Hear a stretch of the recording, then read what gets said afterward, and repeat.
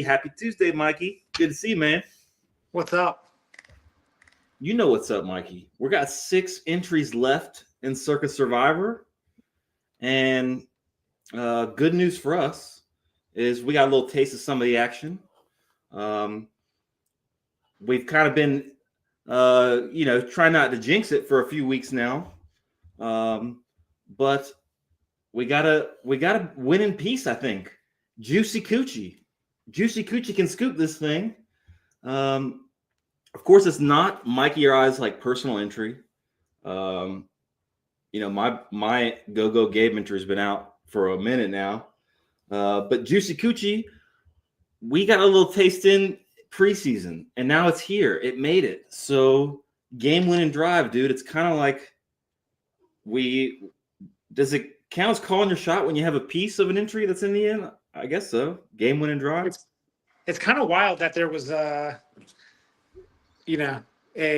podcast dedicated to Survivor when all odds are against you getting past week 9. I mean, if you have multiple entries, maybe your chances of getting to are 11 or whatever. But even then, it's pretty slim pickings. And then you make it to the final, final 6 of 18,000 or whatever. It's like, I know I always bring up poker, but Gus Hansen had one attempt at writing a poker book, and it was a tournament poker book, and he won the tournament that he was writing the book about, which is, insane. Right. That's how many people have tried that tactic? Every break, recording all their hands, right. Write the book. Yeah, and then just lose the coin flip. I could have started 15 years ago and still be working on my book. Right. It does feel cool. The money is huge. $3 million per entry. There's never been Survivor decisions with that high of equity before. Last year everyone cashed for 1.7 million, and now there's games to go, and the entries are worth 3 million. We're still having to pick a team, and there's no locks this week 18. So that's exciting. And before we get into the ball talk, we do got RealBro hopefully coming back today. He made it. He's got Jacksonville next week, so he's loving life right now. Lucky duck. Yeah, luck or skill, dude, because he was saying a few weeks ago, I'm taking Jacksonville the final week, and y'all can't ops me off it on anything else, and he made it. So that's pretty sweet. It's also kind of wild how each, I think it's inevitable that it's going to play out this way where,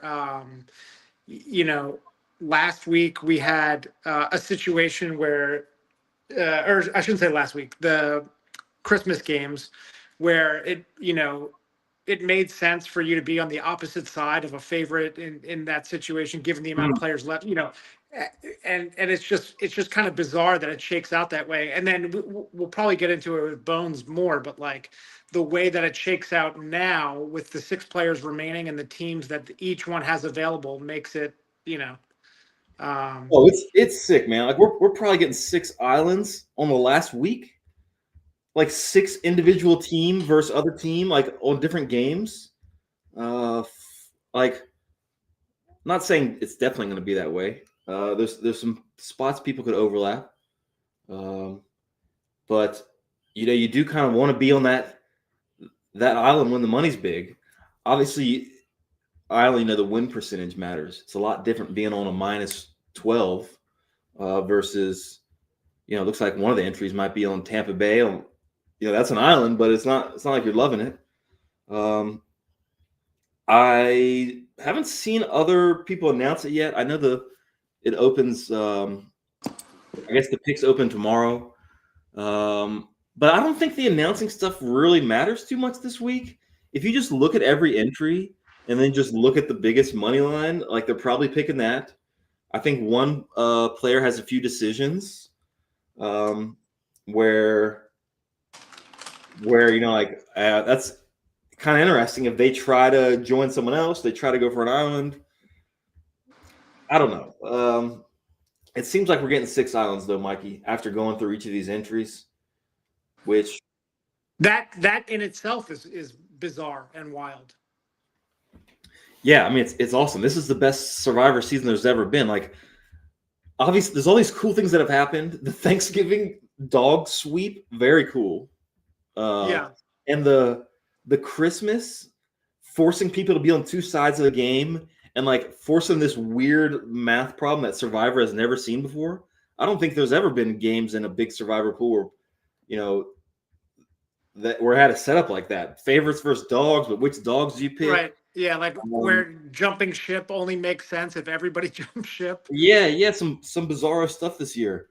So it's pretty cool that the last week has another like crazy battlefield, and I don't know. It seems like it's rare that it's rare that any of these circumstances would come up. But the fact that all of these circumstances have come up in one thing playing out, I don't know, just kind of bizarre. It's almost like you know, you're at a final table in poker, and like there's people always give like a hypothetical where okay, you got 3 people with one big blind left, and then the other 3 people have 460 big blinds. Are you gonna fold aces when the big guy shoves into you? You're like, what are we talking about here? This isn't gonna happen. And then that essentially more or less happened in Survivor.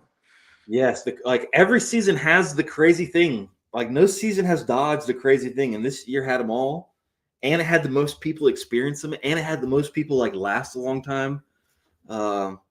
So just how cool is that? And I'm planning on being at Circa for the games on 18. Juicy Coochie, trying to scoop this 18 million. Juicy Coochie, we tweeted for him last night that they were going to be on Vikings. It wasn't confirmed or screenshot or anything. They just wanted that out there. So I guess since Atlas tweeted it, I got to say maybe it's not true. Just warning to the people. Yeah, but it looks like it. I mean, I guess there's things that could change still, but it does feel like every skull.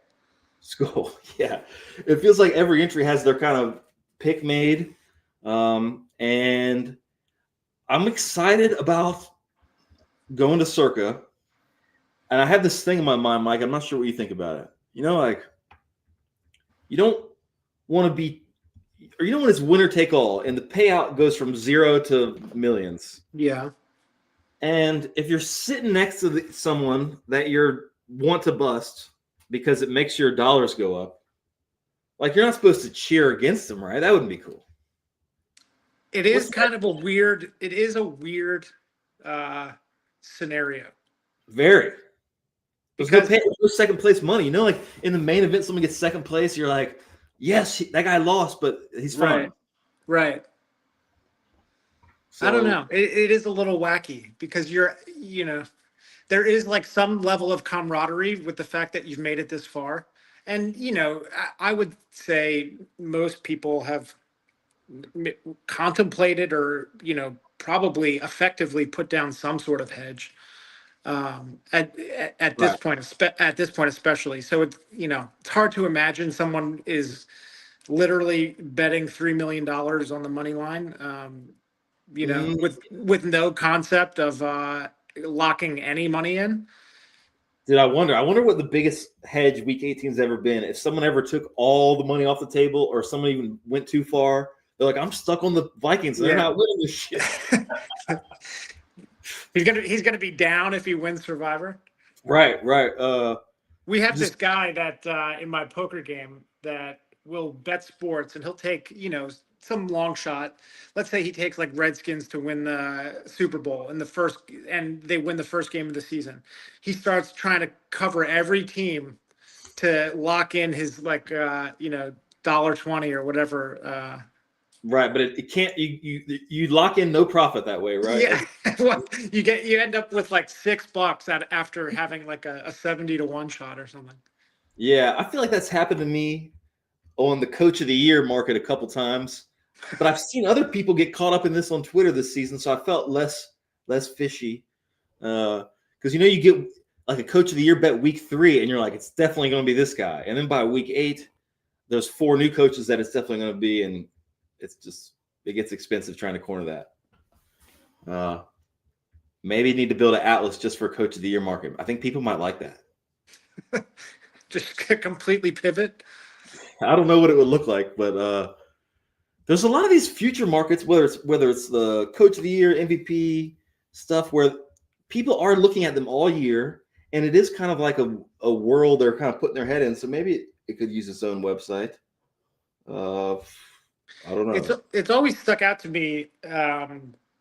I can't remember who said it. It was probably like Heralibus on some gambling podcast or something, where the premise was like humans have a very difficult time understanding very long shot odds. So like the difference between like 40 to 1 and 90 to 1 and then 500 to 1 as an example are like so dramatically different in terms of their payout, but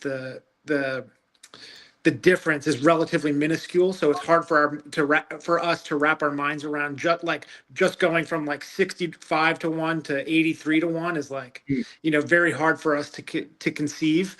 And I don't know that you cornering the coaching market made me think of that. Yeah, no, I think that I'm trying to think how it kind of connects.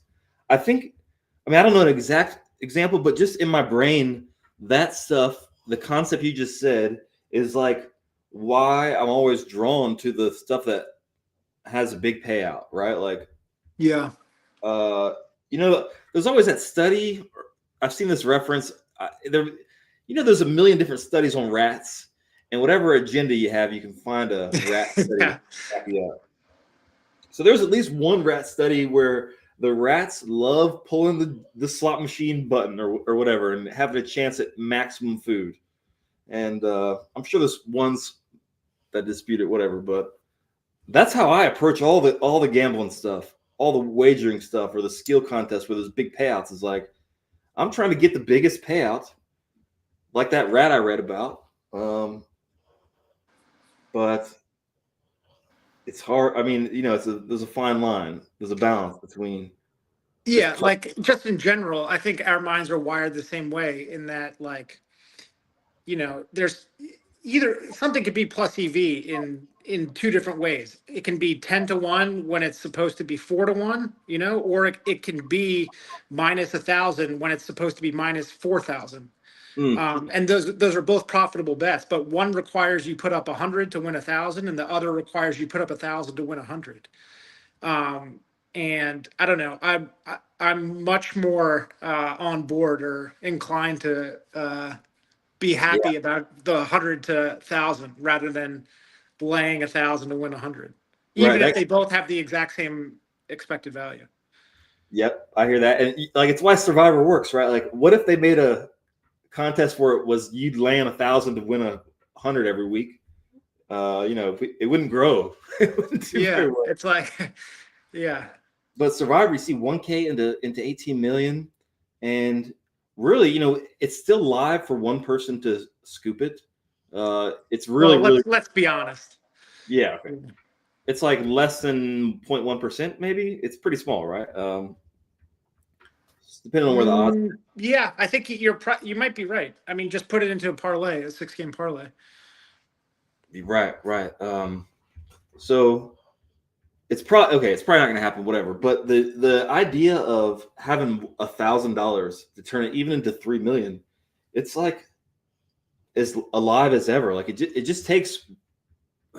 So it's hard to even say this shit on the year that all the dogs won on Thanksgiving. You know what I mean? Like I feel like a lot of people just don't believe me, but most years that doesn't happen, right? Like it might never happen again. Yeah. And I know there's lots of people who play in a way where if all the dogs win on Thanksgiving, like they're just not going to ever have a chance. So maybe my speech about you can just go 20-0, it just anyone can do it. We're not getting anyone this year in the finals who had less than 10 entries, right? The guy who had only 3 got bounced on Tampa Bay. Did you watch Tampa Bay versus Dolphins? Were you clued into that? So I was looking at the Patriots, and then I had to take my wife to the train station, and by the time I got home, it was 21-0. So I didn't, who cares? That's over. Dude, So I turned off.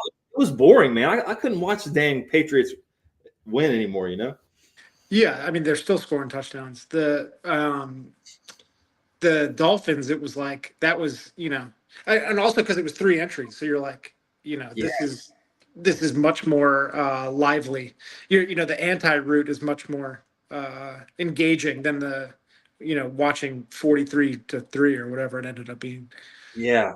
The pick took some courage getting there on Tampa Bay. I think they all could have been on something different. I think Cincinnati, at least 2 of them on Cincinnati. I don't bring it up today. I just going off my head. But you have to wonder about the hedge on those too.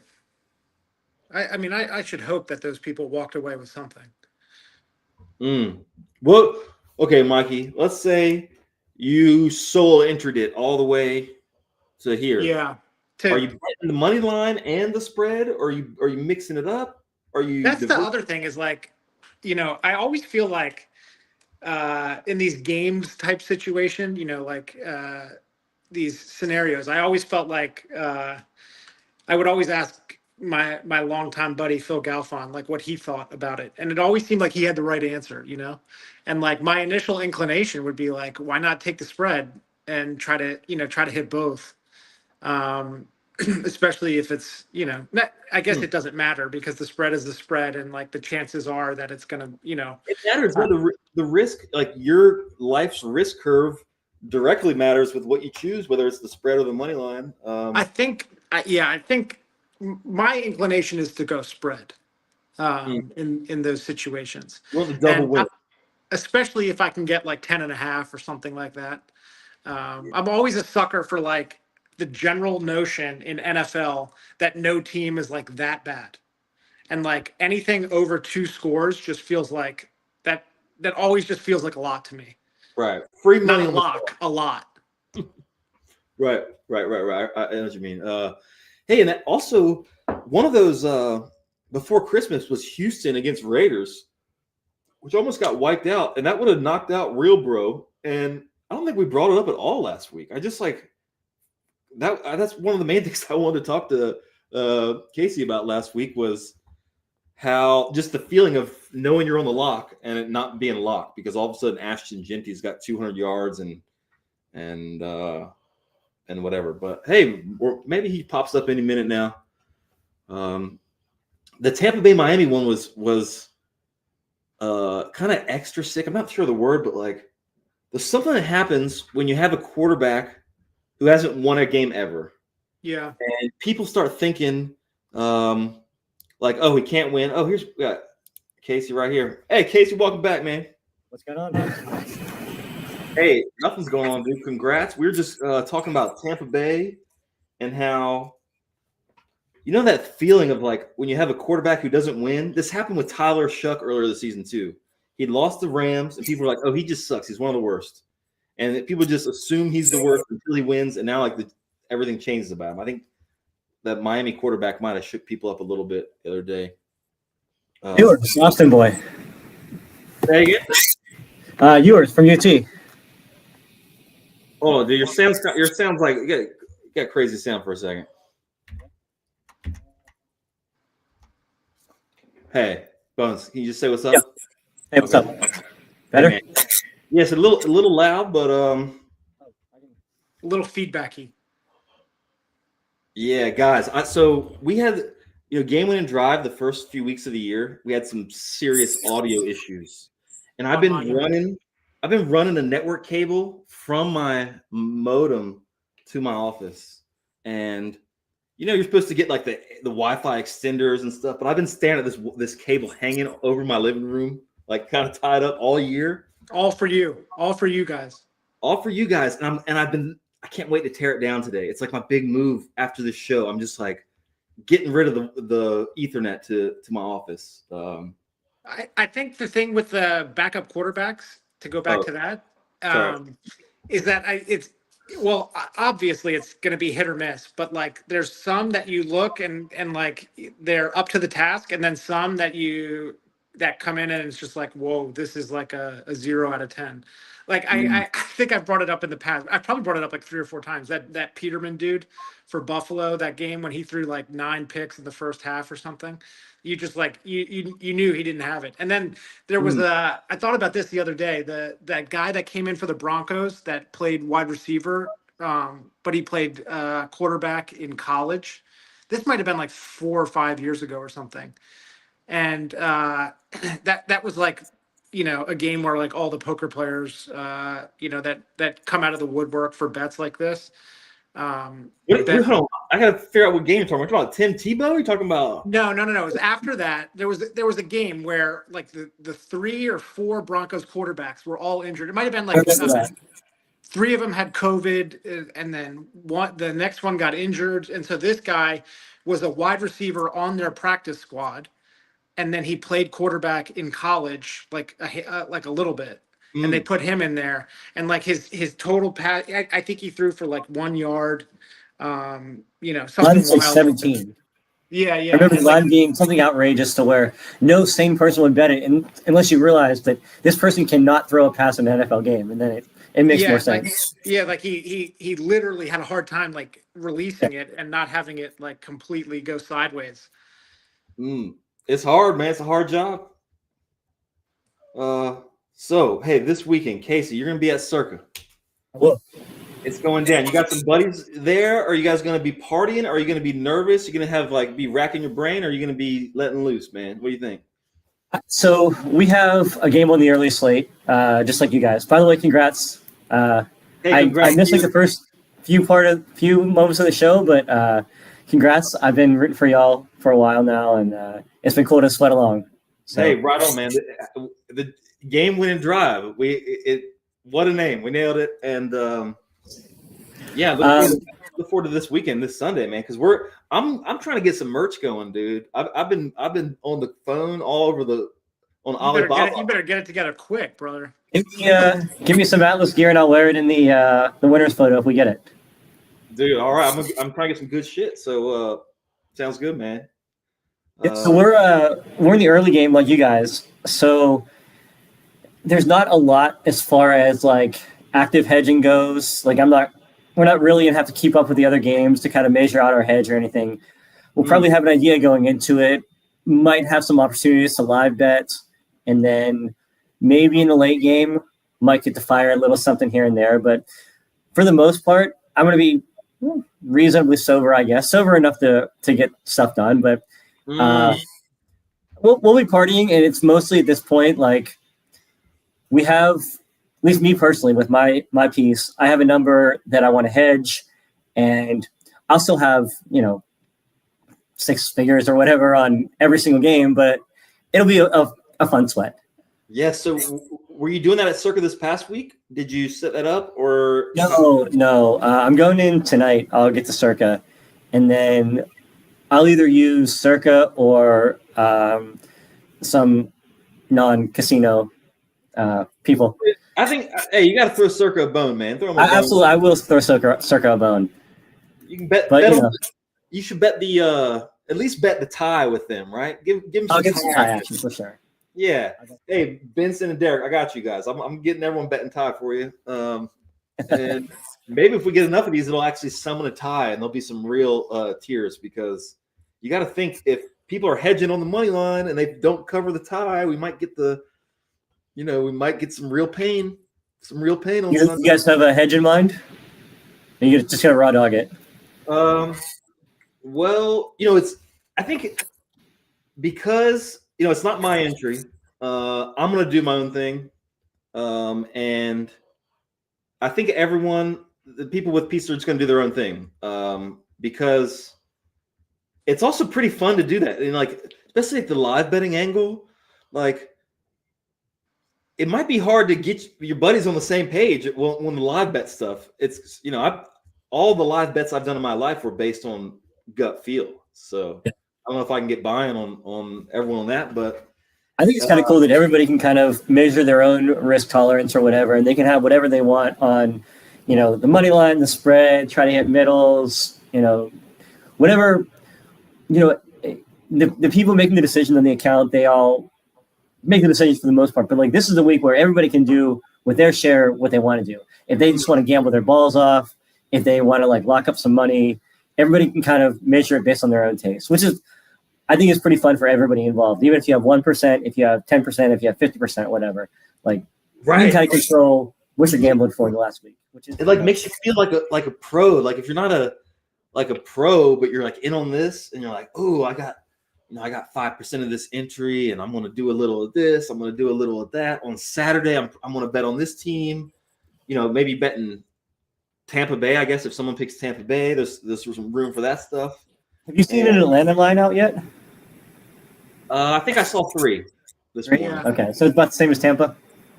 Yep. But maybe Tampa Bay's 2.5, and Atlanta gets to 3.5. Maybe. I was looking on Penny After earlier. last night. The only news I see 3 on Penny for Tampa. Oh, okay. The only news I've been trying to stay on top of is every single mention of Clayton Tune on the internet. Clayton Tune, Malik Willis.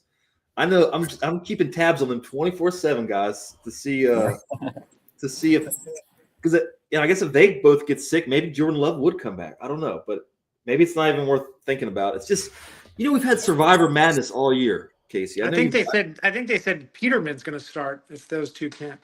Dude, Back from the dead. dude, yeah. Everyone gets some Survivor Atlas merch from Peterman. If Peterman goes. Yeah, shoot. What was I saying? I don't know. These teams. You don't have much of a decision. Yours feels pretty good. Yours is the top dog. It is. What's funny is it kind of traced back all the way to week 15, maybe. The first week that we were down to 10 or 11. First week we were down to 10. And we were kind of sweating kick your knees up entry. And he ended up taking Jags instead of Niners, I believe. And that kind of left us on this island in 18. And it was good for us then because it was one less. We were on the Eagles that week, and it was one less team on the Eagles. But it was really good for us to be able to have this island. We thought it would be a little better. Like we thought that it would be like 1 or 2 7-point favorites, and us being like 10 or 11, and the rest kind of digging around. But it's still a great spot, and I'm very happy about it. The Texans win was good for us. It keeps it competitive in the division, so Jags aren't motivated to sit players. So it's just worked out really well for us. Right, you got the spot. I know Juicy Coochie burned Jax week 15 and like burned Philly the week after. And I feel like I'm curious what people thought of that, because I think I've heard from some people and they definitely thought it was bad, the order that Juicy Coochie picked. But it might appear like luck.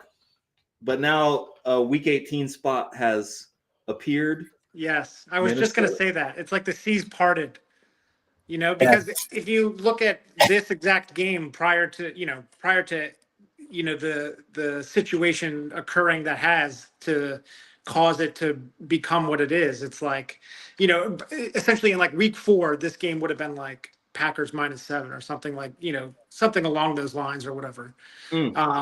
But, that's not the case. And it just feels like fate, a little bit of destiny that like all these teams were burned, and like you were like, oh shit, we're gonna have to be on Falcons at 2-point favorites or something like that, and then it's like manna from heaven. Yes, I mean I hear that it seems like a miracle, but I remember back in 2021 in the final week, just all these crappy teams were huge favorites all of a sudden because these quarterbacks were out, and it was we had Tampa Bay that last week. We saved the huge favorite, and like everyone else is a huge favorite because they saved these crappy teams, and we did it for the bonus. But in my head, it was like they just get a free pass just because they got to week 18, and then every year there's some team that kind of pops up where they're a trash team, but they're a favorite because something. You had burned them in week 3 or whatever. You guys talked about the Christmas play and its effect on your entry? No, my kind of read on that is that in different years, people would pick the favorites or the dogs, they might pick more Minnesota anyway. And if people did do something or whatever, I feel non-bothered by it. I feel like it's part of the game, and it's kind of like none of my business, I think. But I thought your intrigue kind of got the worst of it out of all of them, because you guys would have had Pats on an Island last week, and the rest of us kind of scrambling between Bengals and Bucks and stuff. But like you said, it's it's part of the game, and congrats to them for pulling it off. I mean, Galen was in a terrible spot and found himself in a great spot now. Yeah, it's weird too. Them being such a favorite, Dallas hitting -8 or whatever it was. Like, at first, Juicy Coochie's stoked about it, right? Like, oh shoot, but it made it worse because it allowed the EV pivot or whatever. So, whatever. I feel like if it was 2020, everyone might have picked Vikings anyway because they were +7 instead of +8, or you know what I mean? Yeah. And of course, we know the field's super sharp, just based on the Thanksgiving, and probably the Tampa Bay thing too. So, it was annoying seeing it when it was revealed, but also I know all year, every decision you are thinking it's like your decision against the field, and all the field is the entire field, and there's tons of whether it's smart people or whatever, like there's just the field is the field, and you're always against the field, and if the field does some stuff together, maybe then that's still just part of the field. And maybe the read was, if it was public or it was known everyone was doing this, maybe the Dallas people could have pulled one back, but the results, pulled a different move, I guess, but results wise, the dog won. It was pretty unlikely Minnesota won. Anyone on Dallas could have bet a bunch on Minnesota and hedged a bunch, and made some extra money, right? Or kind of extra money, not really, but so yeah, we'll see. We'll see what people say. We'll see if they're at Circa. And yeah, I don't know. I'm glad we're in, Casey, dude. I'm glad we made Final Six, dude. I'm glad it's not tilting that we're on the sideline right now. Yeah, absolutely, man. It's exciting. I'm going to Vegas tonight. Gonna kind of spend New Year's there, soak in everything, hang out at Circa for a little bit. I haven't met any of the Circa guys yet. Derek and Jeff. Looking forward to meeting them, and looking forward to sweating with y'all on Sunday and having a good time. Mike, you still coming out? Debatable. Come on, Mikey. We might get Mikey for the winter ceremony. It sounds like, knock on wood, but it's hard to coordinate both, right? They don't give the checks out on the same day as the week, so getting people out of state to do 2 trips is kind of a bummer. Yeah, that's been kind of tough for us.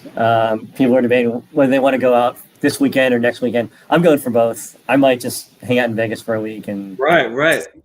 And if you win, like, they're not paying out for a few days, but I feel like Derek might splash a little in your account or something like that. I don't know. We'll give you a little play with for the bowl games or whatever. Yeah, a little walk around money. Yeah, why not? Man, I'm looking forward to Sunday. If we win in the early game and we're guaranteed to be victors, and we get the closing anti-sweat on the way out, the pure, I've already survived, I've done everything, I just only get to cheer for some dogs and hope for the best. We talk about the dream situation, but that's like super dream, like the pure upside Survivor game in the last week. I don't know if anyone's ever had this before. Like, I don't remember the game order last year. I think I might have been too tilted to even watch the last week last year. After the Washington Dallas game, I think for 2 weeks I tried to keep in mind what my path would have been and follow along. I was like, fuck it, this is miserable. Why am I doing this to myself? Right. I think a lot of people do it, and it's obviously like torture, but it does probably help next year. And if you have all the tools paid for, it's pretty fun, or it can be fun once the sting goes away, right? Once the pain as the pain goes on. So what do you think, or do you guys have any ideas about Circa for next year? And like, is there any things that you guys think about that you wish it had, or do you guys ever have these thoughts, or maybe saving that type of thinking for off-season stuff? As far as what Circa offers? Well, like, some suggest the top 20 people or the top X people get a flat payout, just so there's if there's less winner take all pressure, that might be good for various reasons. Even though all the sickos love winner take all, me included. And also another idea, poker tournaments, there's no screen names. Like, you go to the World Series, you're second in chips, we see your name. Yeah. And I think maybe that's better for a thing like Circa. Obviously, if it's online, maybe you don't want to put people's names, but maybe Circa should have real names for Grandissimo or Circa Survivor. What do you guys think about either one of those? Both? I think it's a little results oriented for the flat payout because, yes, this year 97% were eliminated in one swoop. But if that wasn't the case, then like there was going to be a ton more winners. So it was going to be like, it was the prize pool was going to be divvied up a lot more than it is currently. Crazy is, I would say that 90% of the messages that I've gotten through, whatever, the people who know me or kind of know me or whatever, hey, you guys do a chop yet? It's crazy not to do a chop. You got to chop. Surely someone has to be insisting on a chop. Who's blocking the chop?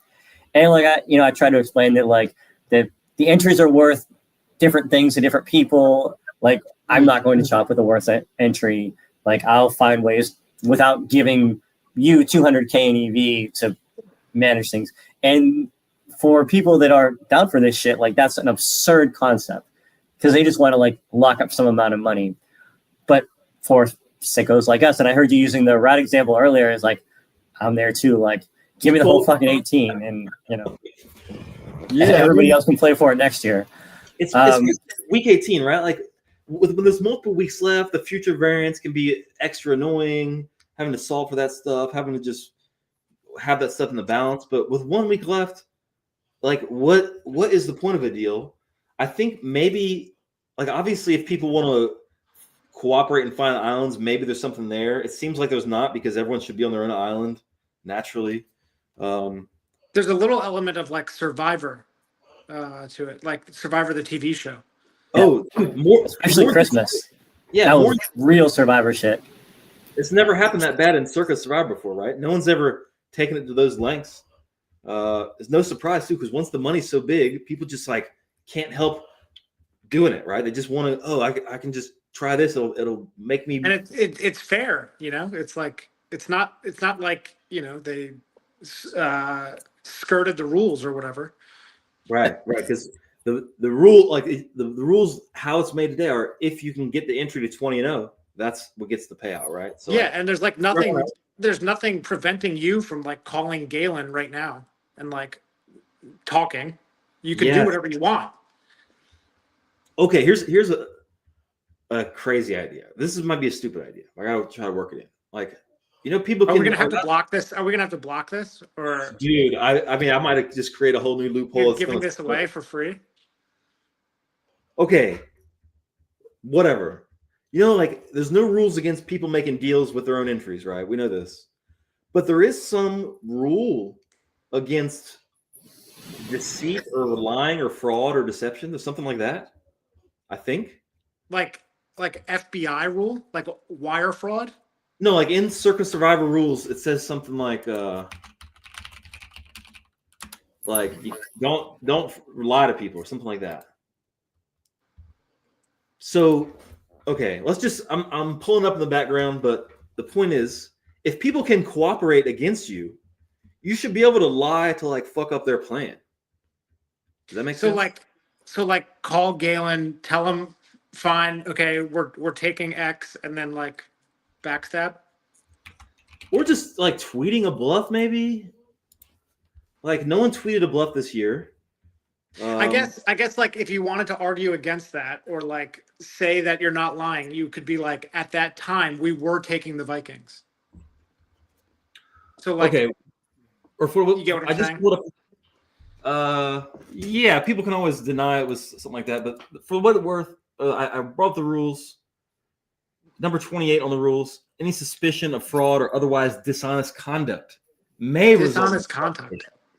So like that's like loosely defined. Dishonest conduct. Right, you'd have to really like probably screw someone bad for them to punish you on that. But in general, if that feels just like a discretionary thing. Like if you do something that's so fucking egregious that everybody can agree that you're way out of line, that's like in a poker tournament, the TD has discretion for everything. If they want to throw you out because you took a shit on the table, they can throw you out because you took a shit on the table. Yeah, I'm trying to think of what that would even entail. Like, I don't know. You knock the power out at the casino prior to letting somebody place their pick. You shoot Galen in the head before he gets to put his pick in or something. Like, yeah. Other than murder, they can also take away your prize. Right. Right. Like if it's 3:59 and you're in Vegas and people see you logging into Circa to put your pick in, and then Galen like body slams you or whatever, and don't get in. That's dishonest conduct. Like, come on, Derek, kick him out or whatever. I don't know. It's kind of interesting because the money is getting big, and now there's these two contests with kind of two different paths that Circa has, and I just feel like as people in this space for decades, we are like maybe we have some ideas that help them. We love Survivor. We think about Survivor a lot, and we've been around games. We know what players want. We know ideas on how to kind of make the games good, so to speak. You know, do things that are good for the overall like niche. Like we obviously Atlas has shared a ton of stuff the last 2 years. Last year we just spent the whole year trying to give good advice to everyone to like raise the bar and also lower the bar for people who don't have the data science skills to like do all this stuff. They can just look at Atlas. So you guys are basically doing what card runners did 20 something years ago, and that like it exposes a very sharp way of playing the game. It's going to make the games tougher. Like if Atlas didn't exist, my job would be a lot harder, but like, the games would be softer. I think it's the price to pay to grow the games, though. To get $50 million, we got to do it. I think that's great. I think that once people realize that, there is an objective way to look at how the field is taking things, like what your values are, stuff like that. There's still people who can use Atlas and use their gut feelings or whatever. Like there's tons of them. Same in poker. There's people who can watch a card runner's video and think that, 3-betting Jack 5 suited or whatever is the way to go. +1. It's people can just do with the info with what they want. I think it's in general good for the game. I think having these podcasts where we kind of talk strategy, it's, we're probably giving up a little bit of future EV, but it's good for the game and fuck it, we enjoy it, right? I mean, I'm here because I enjoy talking about Survivor. Right on. And also like, Survivor, it's so hard to win it.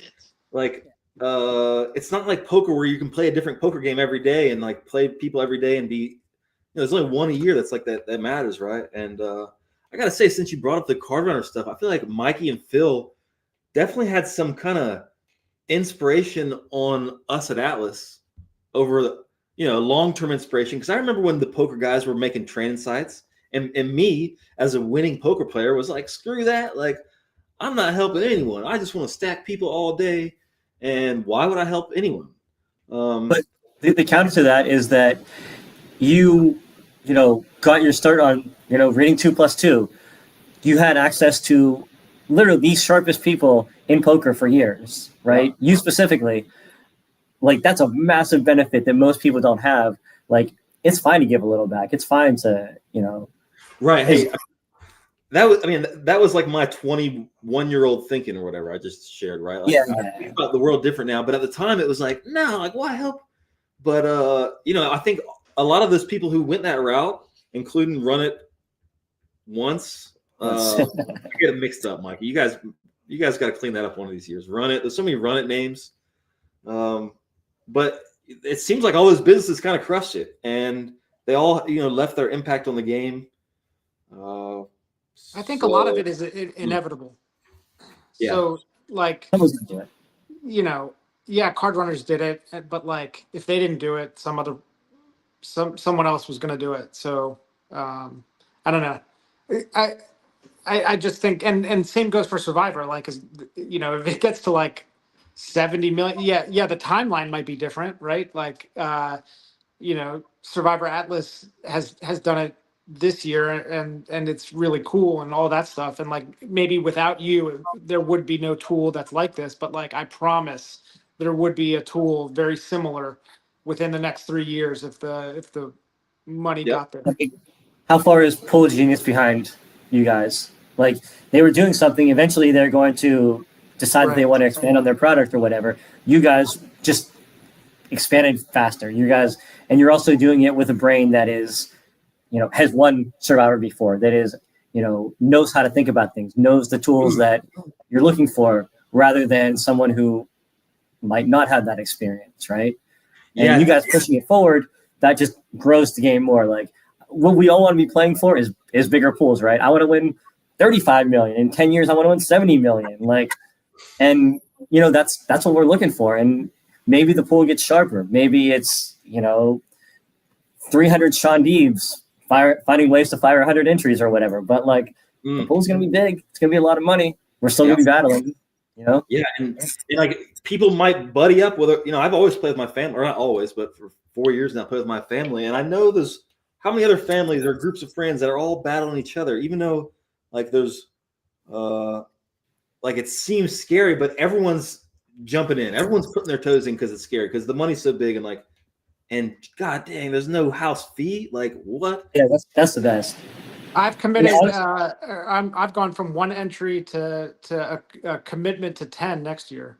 Are you saying you got the commitment from your better half, from my group, my poker group? Oh, dude, well, I think you need to check in with Wifey to get you 10, man. So I'm on 20. This is your friends. They can get all 10, 10, 10. Your poker game, I don't know, but I thought you were saying you were gonna really ante up, Mikey. I'm gonna win Survivor this year and be down money by the end of next year. Well, you got to stay in the poker game, man. That's why they call you back, I guess. I want to just work this in about Atlas and how we stay ahead. Some of it's like us having ideas, knowing what people want, but ahead of time. But a major thing is people in Discord, mostly some on Twitter, but people in Discord giving us direct feedback on what sucks and what they wish they see and what's broken. And it's kind of we're not as on top at the end of the year as we were in the first half, but trying to just build everything people wanted to see like as quick as possible so they could see it and have their brain start thinking about it. There's so many cool features. I feel like some are still hidden to people, like that one I showed you about double clicking the map. There's so many stuff like that. It just came from us trying to talk to people who are smart about Survivor and what they want to see. That's exactly, I mean, you mentioned Run It Once. That's like the exact thing that happened with Run It Once, because you are working on something and you see it literally 15 hours a day, probably. And you're like, oh, it's intuitive that this thing is here. And like, you're doing it and you're like hearing feedback where like 6 people on Discord write like, hey, how come you guys don't have this feature? And you're like, oh, it's right here. And then but like, it should occur to you that 6 people ask you. So like something isn't working right in this situation. And so you make the change or whatever. That's like literally every feature that has come about at Run It Once has been the result of like, 3 emails of people being like, this doesn't show what it's supposed to show. And you're like, well, so you make the change.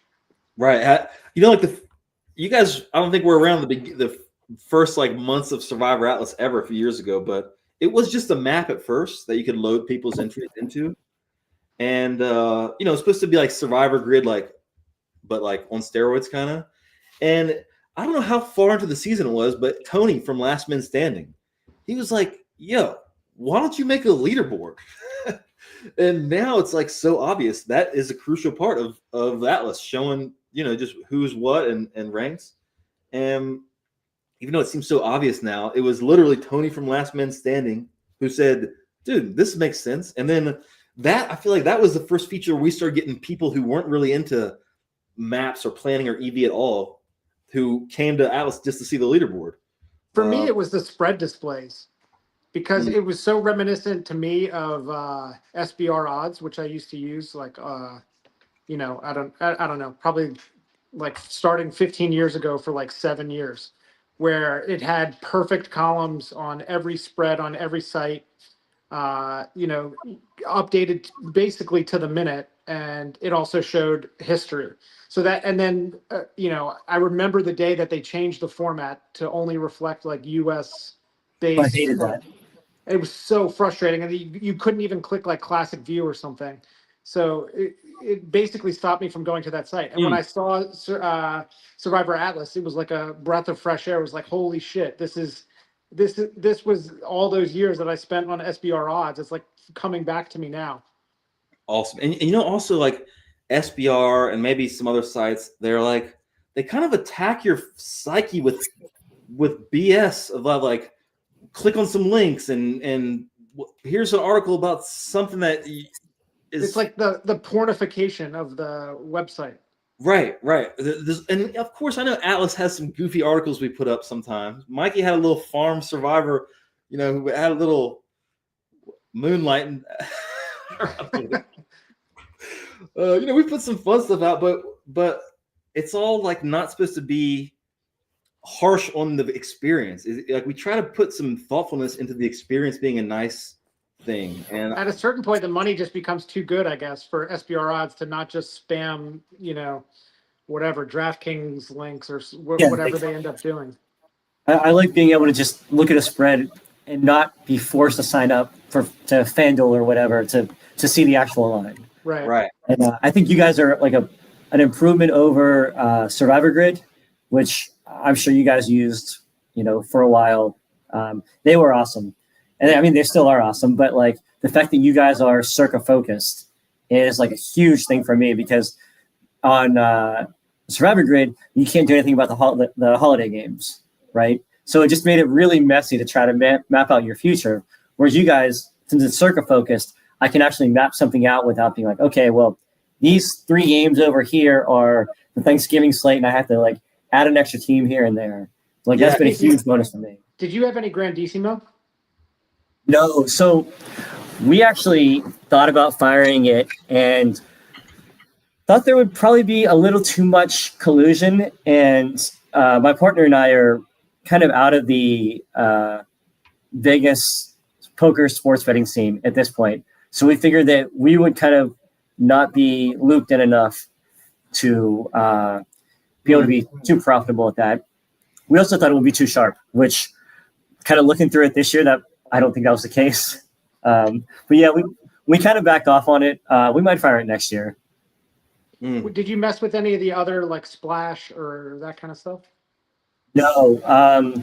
We got there and we got to Vegas and we had whatever the amount was that we needed to sign up. And our proxy told us there was like a Westgate 5K that was like unlimited action or unlimited entries. But we didn't know about it at the time. Excuse me. Didn't do any of the other stuff. I will probably be more proactive next year in finding them, but it can be a lot. I do a local one that's like a 500 no juice one with just poker players in Austin or whatever. Almost all the guys who are in our group, play that, and it's cool because all those guys are still sweating us. The small stake Splash finished with some overlay, from what I remember. What was that buy-in? I think it was 150. They had like increments. The smallest one was like 150, and I think that's the one that finished with like some overlay. I want to say like 80,000 or something like that. And then they had a 1K and a 5K, from what I remember. Hey, also they just are doing a 1K playoff survivor where you got to like pick multiple every week. That was the thing with what did I just call it? Oh, the Splash. They had no holiday slate, but I think it was by week 11 you had to do 2 picks a week, which is like Right. That's the big tough splash. sledding. I'm saying that they announced they're doing a 1K playoff Survivor with some weird rules. Anyone out there, use code SATLAS, sign up. Hey, maybe I make $5. Since we're talking about Atlas so much. Honestly, like I'm happy this is over. Yeah, the stress over the last month and a half, everything ever since Thanksgiving, I've just been stressed out. I'm happy it's over. dude, I did not want to put that thought into the universe myself because the superstition, the jinx feeling when the money's so big and your brain starts coming up with these ideas. Like it was clear to me a few days ago. I saw the meme of the guy breaking the chains, and I wanted to send it to a homie and be like, "Fuck, we're just done thinking about this stuff." But I felt like as soon as I put that in the universe, like the universe would eliminate Juicy Coochie. So I'm glad you said it first, man. And good luck. Good luck. Thanks. It's over one way or the other. It's fine. I would not have said that last week. Do you think it could work in baseball, basketball, and hockey? Survivor. Yeah. I feel like I saw one of those for, was it baseball? It was baseball, maybe, where you pick one game a week or something like that. Yeah. That would be interesting. The thing is like, they're not as fun to sweat as NFL. Definitely. It's just not. And a regular season NFL is intense.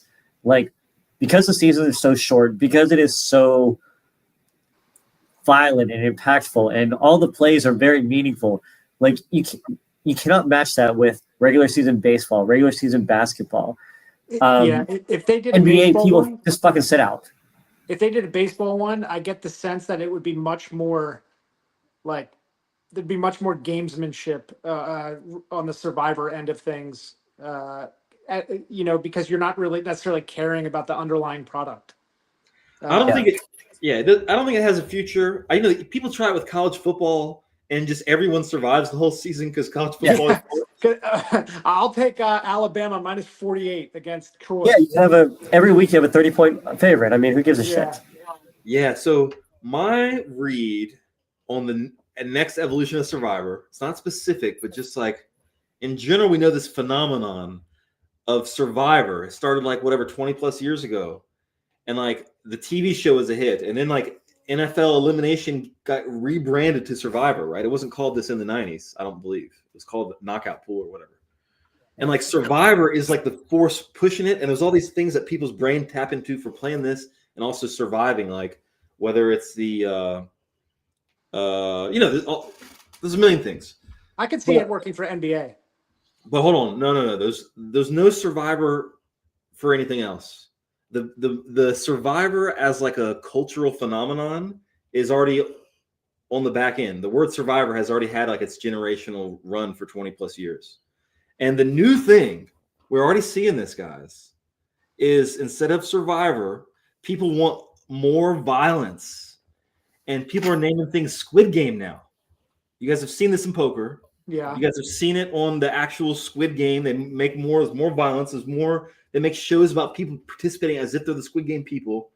So I don't have a specific what the next thing is, but Gut says it's related to it needs to be more violent, not more Squid Gamey. Survivor is kind of kumbaya-y, but Squid Gamey, people get knocked off the bridge and fall to their deaths, right? So what do you guys On think? this topic of Survivor, do either of you still have contact with Peter Jetton? Oh yeah, Peter. I haven't talked to him in a minute, but So the tradition of naming every year, right? yeah. On Twitter. Yes. We need to get him to name 2026 the year of Survivor. Survivor or something. Year 2025 though, right? It was, but we can't retroactively name it. And technically, we'll be surviving in 2026, hopefully. Hopefully. Right. It was pretty cool. When the people who win and then follow them the next year and see which of the winners last the longest, because it is hard to survive 20 weeks in a row, even if you get the reload to start the season again. So hopefully we do that next year. We run this back, game winning drive season 2, episode 1 is we're coming off defending and the bar is so high. It's ridiculous. Casey, before you got on it, I said to Gabe, it reminded me of Gus Hansen, when he wrote his first poker book, it was supposed to be like hand for hand of a tournament, and he wins the tournament, which is like, how do you do that? Dude, I mean, it's not so hard because the Grandissimo exists. And if next year we get one in there as 100 people, man, that might, that's all it takes winning that. We'll have a budget for real, dude. Might get a producer. You fired Grandissimo, right? Yes. And we had Survivor Atlas G, and my partner had Survivor Atlas J, one of the main partners, and one of them got bounced on the Cardinals fumble game, Tennessee, and the other was Green Bay at Cleveland.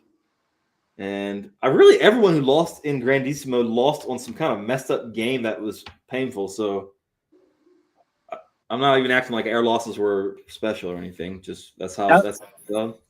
That one was interesting. And last time I was on here, we kind of talked about how if all the pool was sharp, and that one was all 6 busted on Thanksgiving, which was interesting. Yeah, I think there was no way around that though. I don't think there was. Yeah, no one would pick a dog, and the thing with taking the dog is like you need a big field, and you need something absolutely chaotic to happen to eliminate, 1,000 people or whatever. Whereas in Grandissimo, it's kind of grindy, at least from my perspective. This goes back to what we were talking about when Casey, when you were on last time, was like I get the sense that like next year, because that happened and like all these people were eliminated, that you're going to get people that like fire the underdog on a week where you're like, this is not the week where you need to do that. Like they're like, well, okay, let's stick it in on the 7-point dog. And you're like, no, don't, please. You mean in Grandissimo or you mean in? No, I mean in Circa. You like, because this happened, and now the notion of like, oh well, some of these weeks go by and you're gonna need to pick a dog to get to the end. They're gonna do it like week 1. They do it week 1 now. I mean, I think all 32 teams got played in both the first 2 weeks. I'm positive it was the first week. Every team got played. I'm pretty sure it was the first 2 weeks, which is just fucking wild. But yeah, I mean, and then like the strategic time when it comes time to do it, like like on Thanksgiving, you're like, okay, now this is the time. It's like, then nobody. They think the entry has value then, and it doesn't have any value in week 1. Right. Right. Week 1, like if you have 10 entries, like this happens to me where I'm like the first like 7 picks, I'm like, yeah, I got this. And then by the last few, I'm like, sure. Like, how about this -2 team? Like, this doesn't matter anyway. But I feel like I bust on Indy, Jacksonville, week 1 every year, and it's either one side or the other. I don't know. It's always some team is like, well, they're 4-point favorite. Yep. May as well try to get them through, and just bust them every week or every year. Yes. Week 1, I can't wait for week 1 next year already. Thinking about Grandissimo and how last year Grandissimo, I think you might have had an edge in the tournament just from saying, I bet week 1 people play way too safe and I just make EV there and move on, which seemed to happen. But then the whole field realized it and the whole field kind of adapted.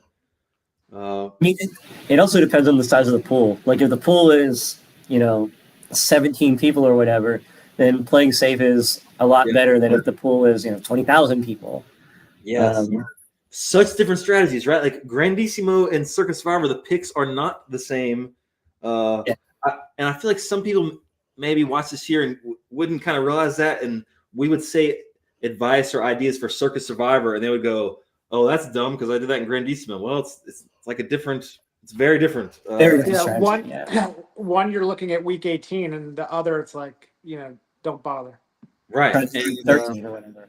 And last year I did a 30-person Survivor, and it busted week 3.